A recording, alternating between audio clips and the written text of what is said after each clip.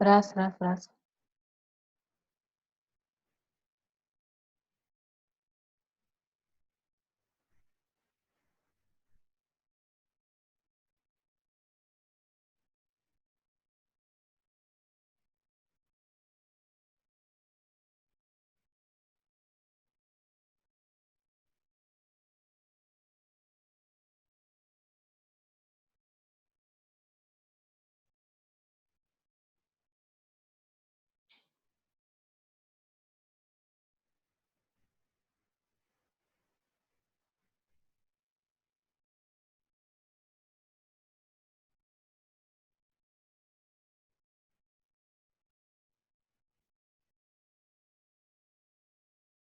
Рас, рас, рас.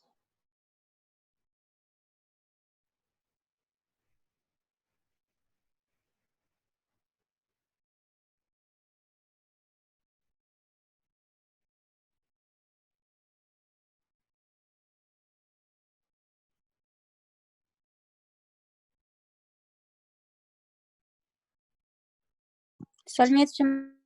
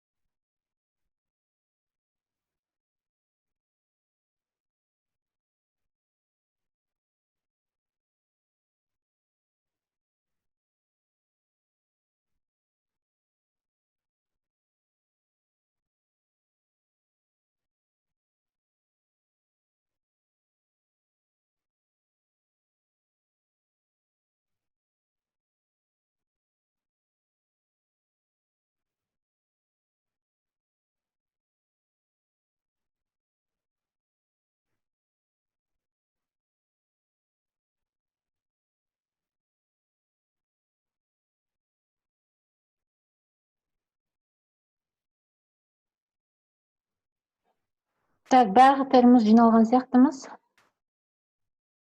Бүгінгі дәрісімізді бастайық.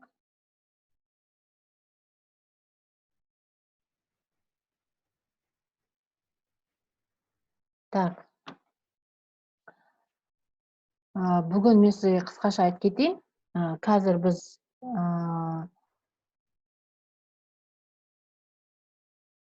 так, бәріктер қосылып кетсе. Қазір біз кішкене видео көреміз. Бұл видеода сіздер ISO 22018 жылғы қабылданған стандарт бойынша документированный процедуры қалай өтетінін және сапа менеджмент жүйесі бойынша олардың интеграциясы қалай жүретінін және де қандай процедура, документация процедурасы кезінде стандарт бойынша қандай ерекшеліктер мен кемшіліктер кездеседі және жалпылама ISO 22 мен қалай жұмыс жасалатыны айтып кетеді.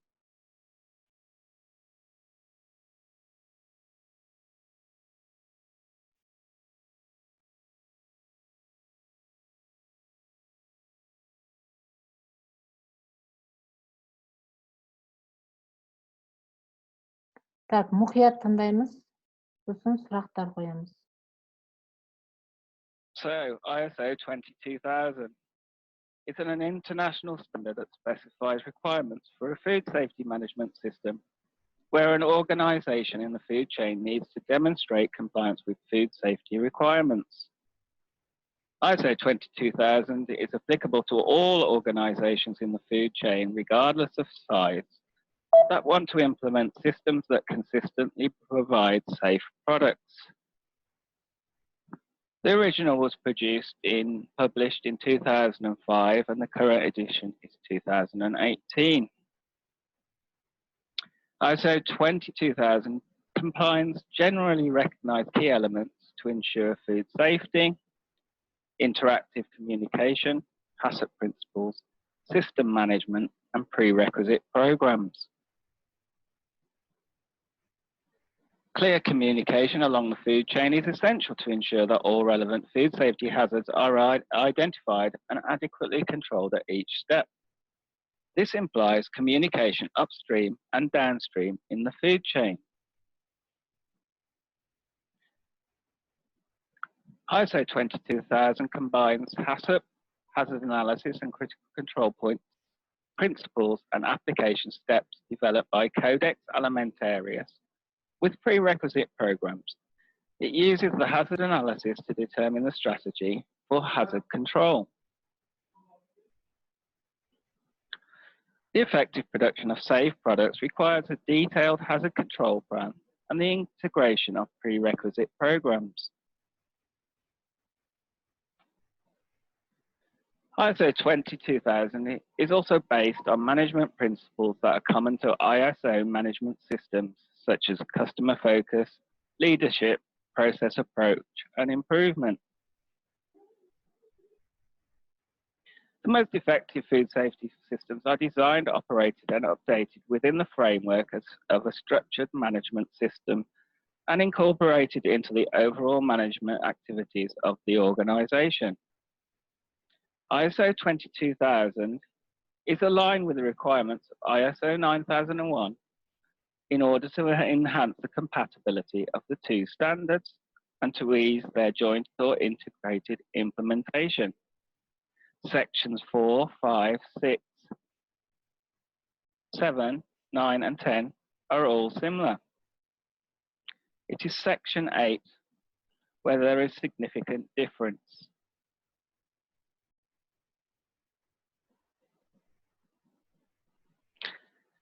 So ISO 22000 uses similar structure to ISO 9001 Quality Management System Standard, which should make it easier for ISO 9001 certified organizations to achieve ISO 22000 certification.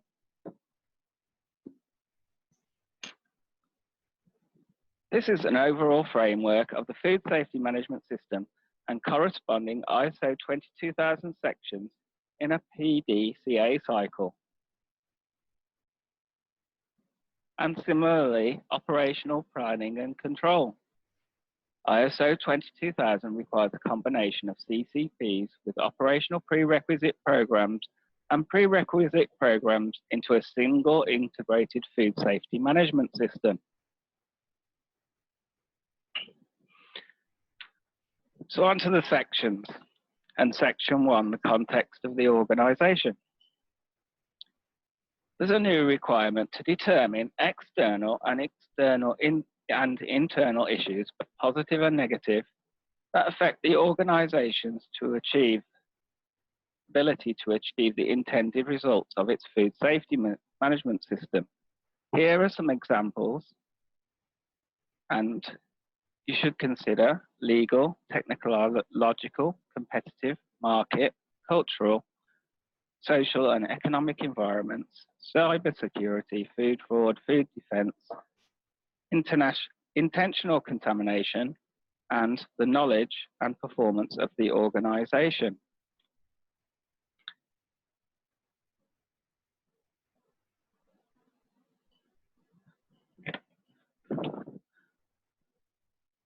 Again, new in 2018, a new requirement to determine the relevant interested parties and the relevant requirements of those interested parties. 4.3 scope. The scope will include the products and services, processes and production sites that are included in the food safety management system that can have an influence on the food safety of products. When determining the scope, you should also consider external and internal issues referred to in 4.1 and the requirements referred to in 4.2. 4.4.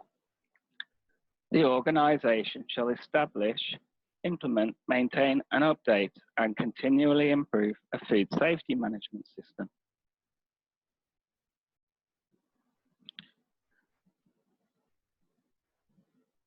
Section 5, leadership, includes leadership and commitment. There's a greater emphasis on top management to demonstrate leadership and commitment by establishing a food safety policy and corresponding objectives, integration of the food safety management system requirements into the organization's business processes, providing resources, communicating, ensuring the food safety management system is evaluated and maintained, directing and supporting persons to contribute, and promoting continual improvement. There's a requirement to establish a food safety policy. The food safety policy should be communicated, understood, and applied at all levels within the organisation and be available to relevant interested parties as appropriate.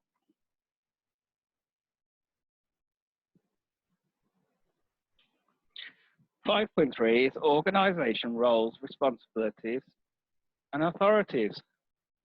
Top management need to assign responsibilities and authorities which need to be communicated and understood. There's requirement for appointing a food safety team and a food safety team leader. And also a requirement that all persons shall have responsibility to report problems with regards to the food safety management system. On to section 6, planning. Another new requirement, actions to address risks and opportunities. So, a requirement to plan to address the issues referred to in 4.1 and the requirements in 4.2 and determine the risks and opportunities to be addressed. The organisation shall plan actions to address these risks and opportunities. 6.2 is objective. There's a greater emphasis on specifying objectives for the food safety management system. So objectives should be consistent with the food safety policy, measurable, take into account applicable food safety requirements. They should be monitored and verified, communicated, maintained and updated. When planning to achieve objectives, the organisation should determine what will be done, what resources will be required, who will be responsible, when it will be completed, and how the results will be evaluated. 6.3 covers planning of changes. On to section 7, support, which includes resources. There's a requirement to determine and provide the resources needed for the establishment, implementation, maintenance, update and continual improvement of the food safety management system. People. There's requirements for competent people and competent experts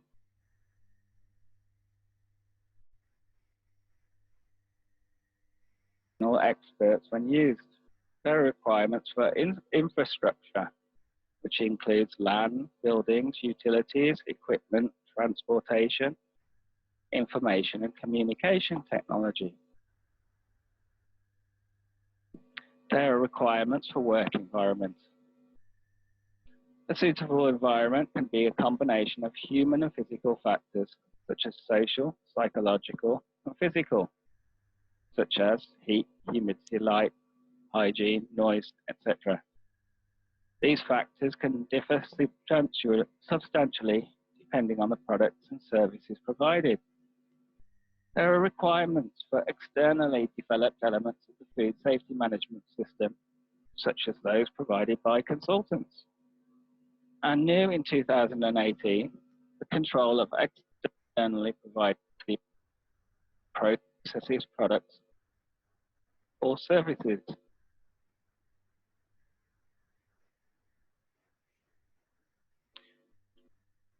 Continuing with Section 7, support the requirements for competence and awareness.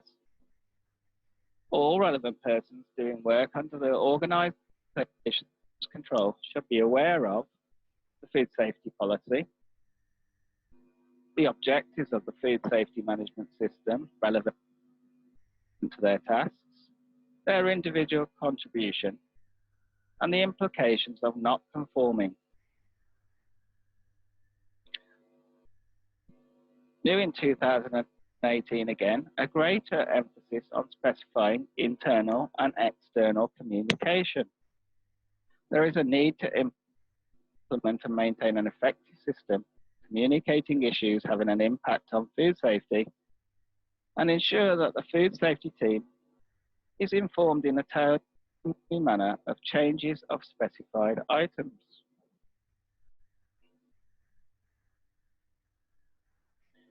Documented information.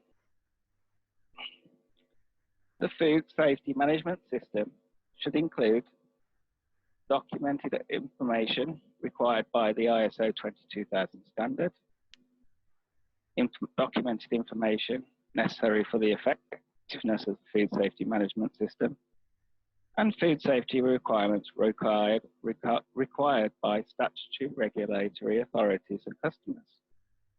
The extent of documented information can differ from one organisation or another due to the size of the organisation, its type of activities, processes, products, and services, the complexity of the processes and their interactions, and the competence of persons.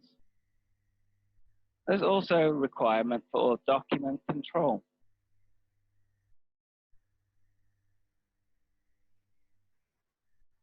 On to Section 8, Operation.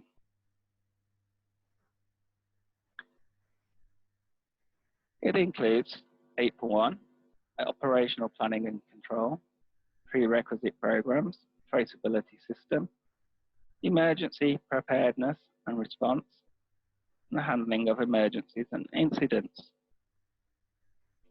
So, 8.1. There is a need to plan, implement, control, maintain, and update the processes needed to meet the requirements for the realization of safe products, and to implement the actions determined in 6.1, actions to address risks and opportunities.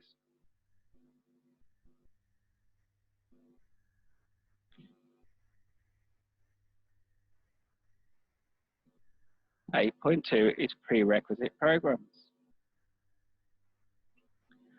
Prerequisite programs assist in control.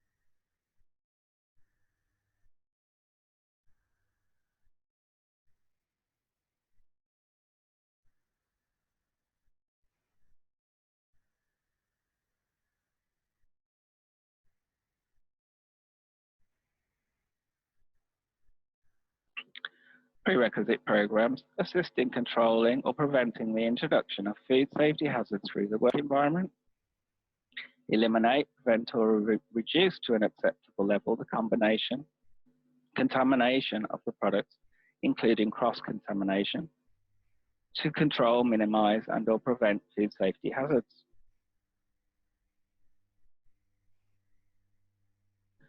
In clause 8.2, ISO 22000 with effective